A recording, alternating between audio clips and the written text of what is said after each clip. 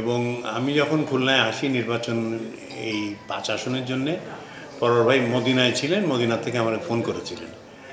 তা আমি একটি কথাই ওনাকে বলেছি যে আমাদের পার্সোনাল সম্পর্ক সেটা ইনশাআল্লাহ কোনোদিন খারাপ হবে না, সবসময় ভালো থাকবে।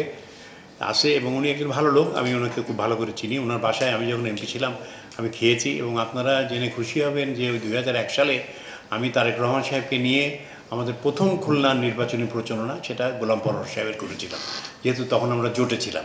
ফুলতলা বাজারে আমরা মিটিং করেছিলাম, সেই ফটোগুলো আমাদের কাছে এখনও আছে। তো আমাদের যত যাই হোক দেখেন, আমি এগুলো বিশ্বাস করি না যে দল আমাকে আমি এক দলে বিশ্বাস করি, সেখান থেকে আমাকে নমিনেশন দেওয়া হয়েছে, আমি সেখান থেকে নির্বাচন করব।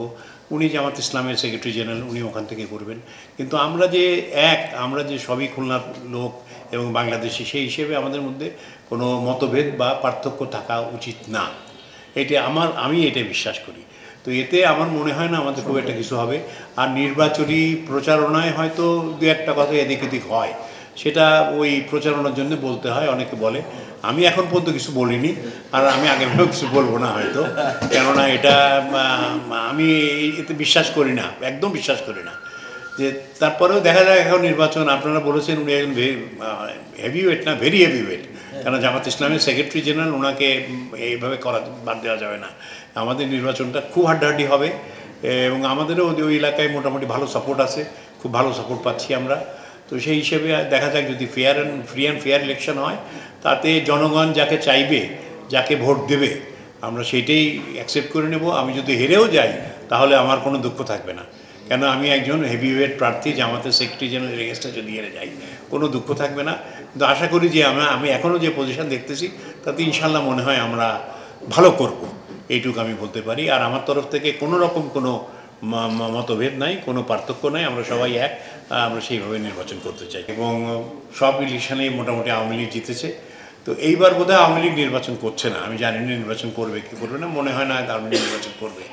তো সেই হিসেবে জামাতও চেষ্টা করতেছে যে আওয়ামী লীগের ভোট টানতে, আমরাও চেষ্টা করতেছি আওয়ামী লীগের ভোট টানতে। ওখানে মোটামুটি 41%, 41% হিন্দু ভোটার, 1,31,000 হিন্দু ভোট আছে ওই এলাকায়। তো এখন আমি গতকাল 2-3টে অনুষ্ঠানে ছিলাম হিন্দুদের, ওই ধর্মষ্ঠানে কী অনুষ্ঠান, সব অনুষ্ঠানে ছিলাম আমি, সেখানে আমরা যাচ্ছি সব জায়গায়, এবং আমরা মোটামুটি ভালোই সাড়া পাচ্ছি।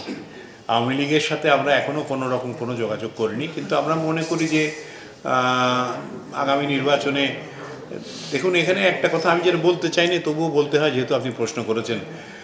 71 সালে যখন দেশ স্বাধীন হয়, তখন তো আপনারা সবাই জানেন, হয়তো এর মধ্যে আপনাদের অনেকের জন্ম হয়নি, তো সেই সময় কিন্তু জামাত স্বাধীনতা বিরোধী ছিল। সেই সময় জামাত স্বাধীনতা বিরোধী ছিল, এবং অনেক জায়গায় অনেক রকম ঘটনা ঘটেছিল, যেটা দেখেছি আমরা। আপনারাও জানেন, শুনেছেন, হিস্ট্রি পড়েছেন, বই পুস্তকে দেখেছেন।